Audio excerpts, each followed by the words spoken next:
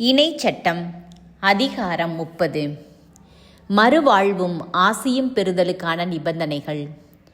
இவையெல்லாம் நிகழும்போது உன் கடவுளாகிய ஆண்டவர் உன்னை சிதறடித்துள்ள மக்களினங்களிடையே வாழ்கையில் நான் உனக்கு முன்னே வைத்த ஆசி சாபம் ஆகியவற்றை உன் உள்ளத்தில் சிந்தனை செய். நான் இன்று உனக்கு அளிக்கும் அனைத்து கட்டளைகளின்படி உன் கடவுளாகிய ஆண்டவரிடம் திரும்பி வா. நீயும் உன் பிள்ளைகளும் முழு இதயத்தோடும் முழு உள்ளத்தோடும் அவரது குரலுக்கு செவி கொடுத்தால் உன் கடவுளாகிய ஆண்டவர் உன்னை அடிமைத்தனத்தினின்று விடுவிப்பார். உன்மேல் இரக்கம் கொண்டு உன்னை அவர் சிதறடித்துள்ள எல்லா நாடுகளிலுமிருந்து மீண்டும் கூட்டி சேர்ப்பார். நீ வானத்தின் கடை எல்லை வரை துரத்தப்பட்டிருந்தாலும் உன் கடவுளாகிய ஆண்டவர் அங்கிருந்து உன்னை கூட்டிச் சேர்ப்பார். ஆண்டவர் அங்கிருந்து உன்னை அழைத்து கொண்டு வருவார். உன் கடவுளாகிய ஆண்டவர் உன் மூதாதையர் உடைமையாக்கி இருந்த நாட்டுக்குள் உன்னை கொணர்வார். நீயும் அதை உடைமையாக்கிக் கொள்வாய். உனக்கு நன்மைகள் ஈந்து உன் மூதாதையரை விட உன்னை பெருகச் செய்வார். உன் கடவுளாகிய ஆண்டவர் உன் உள்ளத்தையும் உன் வழிமரபின் உள்ளத்தையும் பண்படுத்துவார். அதனால் உன் கடவுளாகிய ஆண்டவர் மீது நீ முழு இதயத்தோடும் முழு உள்ளத்தோடும் அன்பு கூர்வாய். அப்போது நீயும் வாழ்வு பெறுவாய். உன் கடவுளாகிய ஆண்டவர் இந்த சாபங்களையெல்லாம் உன் பகைவர் மீதும் உன்னை வெறுப்பவர் மீதும் உன்னை கொடுமைப்படுத்துவோர் மீதும் வரச் செய்வார். நீ ஆண்டவரிடம் திரும்பி வா. அவரது குரலுக்கு செவி கொடு. நான் இன்று உனக்கு கட்டளையிடும் அனைத்தையும் கடைபிடி.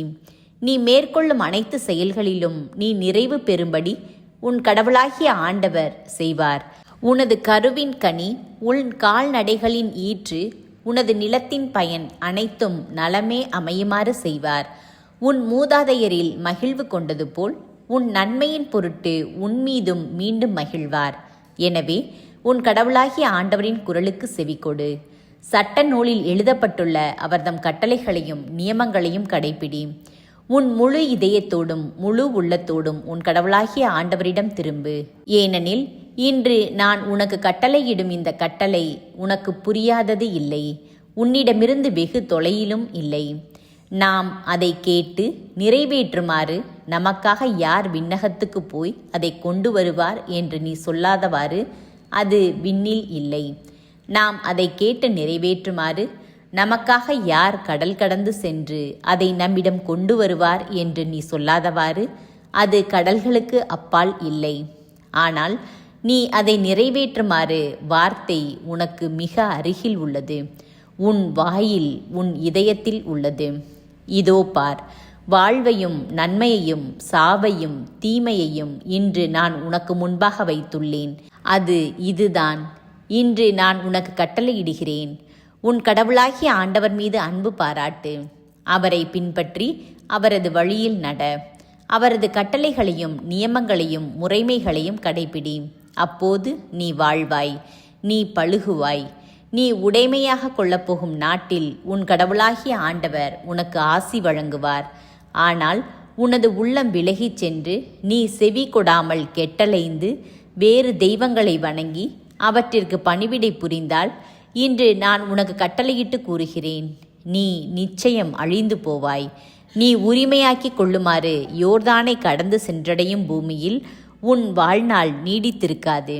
உன்மேல் இன்று நான் விண்ணையும் மண்ணையும் சான்றாக அழைத்து வாழ்வையும் சாவையும் ஆசியையும் சாபத்தையும் உனக்கு முன் வைக்கிறேன்.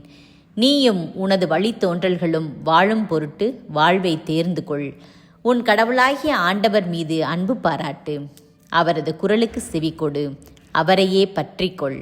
ஏனெனில் அவரே உனது வாழ்வு, அவரே உன் நீடிய வாழ்வு.